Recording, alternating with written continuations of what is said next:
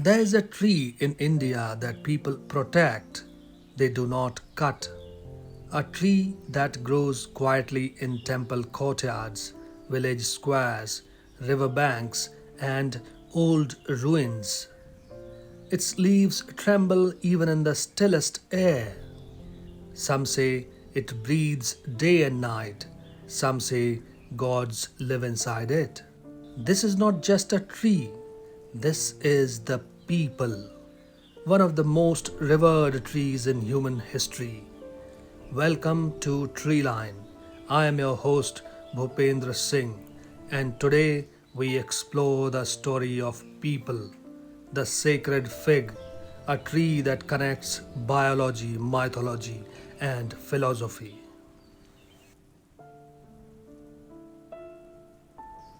Every ancient tree carries many stories, but sometimes the first story is hidden in its name. The peepal tree has traveled through languages, cultures, and centuries. Along the way, it has gathered many names, each revealing something about how people understood the tree. In ancient Sanskrit literature, the peepal tree was known by several names, each reflecting a different philosophical perspective. One of the most widely known names is Ashvattha, a term found in Bhagavad Gita. Scholars often interpret the word poetically, meaning that which does not remain the same tomorrow. In this interpretation, the tree becomes a symbol of impermanence and the ever changing nature of life. Another ancient name is Peepal, which appears in early Vedic literature, including the Rig Veda. From this name, the modern word people likely evolved through centuries of linguistic change. Across the Indian subcontinent, the people is known by many names. In the north, languages such as Hindi, Nepali, and Bengali uses forms like people or people, echoing the ancient Sanskrit name.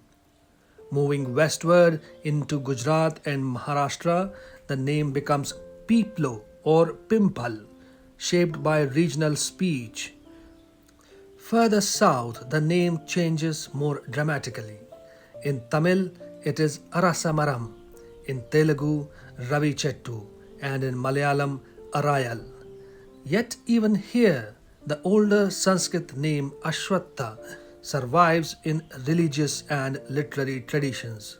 These variations reveal how the people has traveled not only across landscapes but also through languages and cultures. The peepal tree is scientifically known as Ficus religiosa. It belongs to the fig family Ficus, and the name religiosa was not chosen by accident.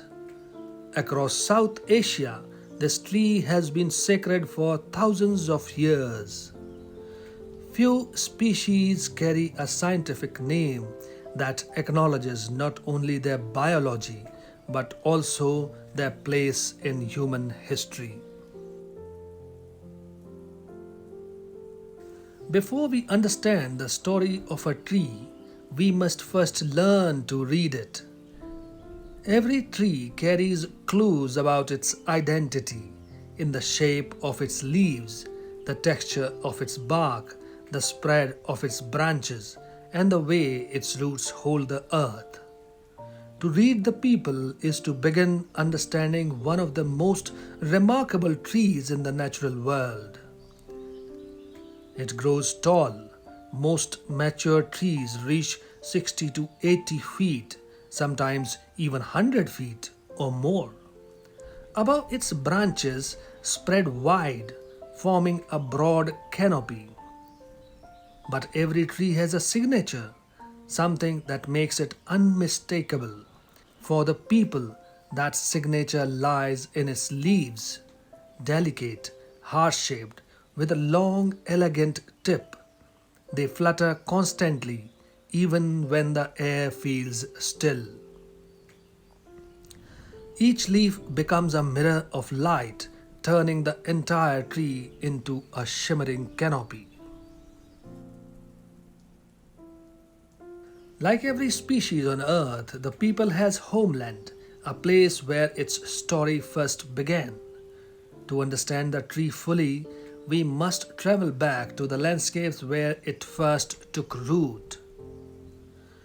The people, Ficus religiosa, is native to the Indian subcontinent and parts of Southeast Asia. Its natural range includes present-day India, Nepal, Bangladesh, Sri Lanka, and parts of Myanmar and Thailand. In these tropical and subtropical landscapes, the people thrives along riverbanks, forest edges, and open woodlands where sunlight is abundant. From this homeland, the tree began a remarkable journey. Birds and bats carried its tiny seeds across forests and fields. Humans played a role as well, planting peepal trees beside temples, monasteries, and settlements. In Buddhist traditions, saplings descended from the sacred Bodhi Tree at Bodh Gaya were carried across Asia. One such sapling became the famous Jayashri Mahabodhi in Sri Lanka, a tree protected for more than 2000 years. Over centuries, the people traveled far beyond its homeland. Today, it grows across much of South Asia, parts of Southeast Asia, and even warm regions of the Middle East, Africa, and the tropical Americas.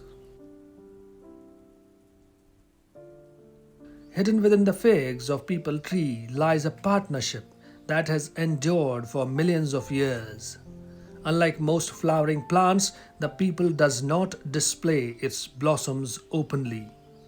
Its flowers remain concealed inside the fig, a small structure that from the outside appears to be a fruit.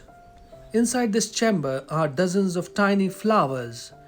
To reach them, the peepal relies on a pollinator, not butterflies or bees, but someone so small that it often goes unnoticed, the fig wasp. Drawn by the scent of the fig, a female wasp enters through a tiny opening known as ostiole. Inside, she pollinates the hidden flowers and lays her eggs. Her life ends within the fig, but the story continues. The next generation of wasps emerges carrying pollen from the same fig. The females fly away in search of another young fig, beginning the cycle again. Tree and insect, each depending entirely on the other. Without the wasp, the people cannot reproduce. Without the people, the wasp cannot survive. It is a partnership that has shaped the evolution of both species for millions of years. Every great tree begins with something almost invisible. Inside the small figs of the people lie tiny seeds, each carrying the promise of a new tree. From these fragile beginnings emerges a life that may stand for centuries. Peepal trees are extraordinary survivors. They can grow in cracks of old buildings, on temple walls, beside rivers, in abandoned ruins. Birds drop their seeds into small crevices, and the seed begins life with almost nothing. Slowly, roots push downward, searching for soil and moisture. Given time, the people can split stone, break through masonry, and reclaim forgotten places. In this way, the tree becomes a quiet architect of nature. More than 2500 years ago, a young prince sat beneath a peepal tree in northern India. His name was Siddhartha Gautam. He had spent years searching for answers to sufferings. Legend says he made a vow. I will not rise from this place until I understand the nature of life. Days passed. Then one morning, as the sun rose, the prince became the Buddha, and the tree under which he sat got a new name, the Bodhi Tree, the tree of enlightenment. And ever since, the people has been a symbol of awakening, wisdom, and inner clarity. Few trees are sacred in as many traditions as the people. In Hindu philosophy, it is believed that all gods reside within it. In the Bhagavad Gita, Krishna declares, "Among trees, I am Ashvattha." In Buddhism, it represents enlightenment. In Jainism, several Tirthankaras are believed to have attained spiritual knowledge beneath it. Because of these beliefs, people trees were often protected long before the idea of environmental conservation existed. In India, culture itself became the first environmental law.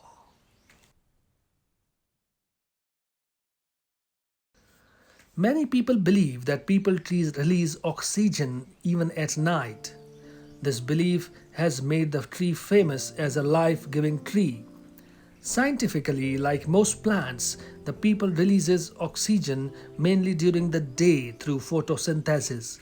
However, research suggests that it can perform limited nocturnal gas exchange, making it somewhat different from many other trees.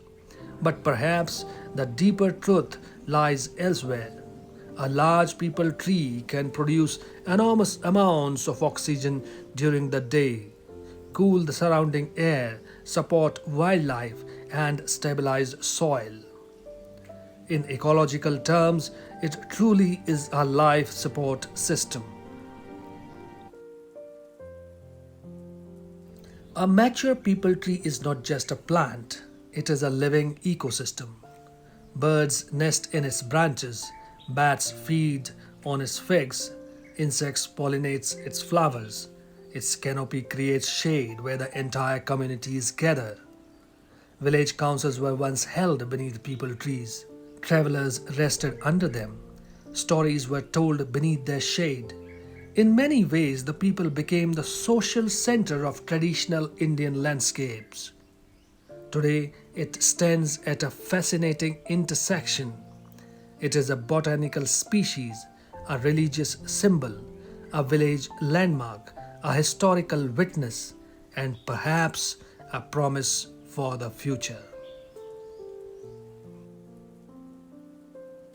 Even in today's world of expanding cities and rapidly changing environments, the people still holds great potential. For centuries, the tree stood at the heart of village square and temple courtyards. Today, its role can be rediscovered in the design of parks, campuses, heritage precincts, and large public spaces. With its broad canopy and long lifespan, people can function as what landscape architects call a structured tree, a tree that defines space. A mature people can anchor an entire landscape composition, shaping plazas, framing pathways, and creating cool gathering areas beneath its shade. In hot climates, where urban heat is becoming a growing concern, large native shade trees hold enormous value. The people's dense canopy can reduce ground temperatures and improve microclimates in parks and public spaces. At the same time, its figs support urban biodiversity, feeding birds, bats, and insects. Yet, modern planning must consider the tree carefully. Its powerful roots and expansive crown require generous space.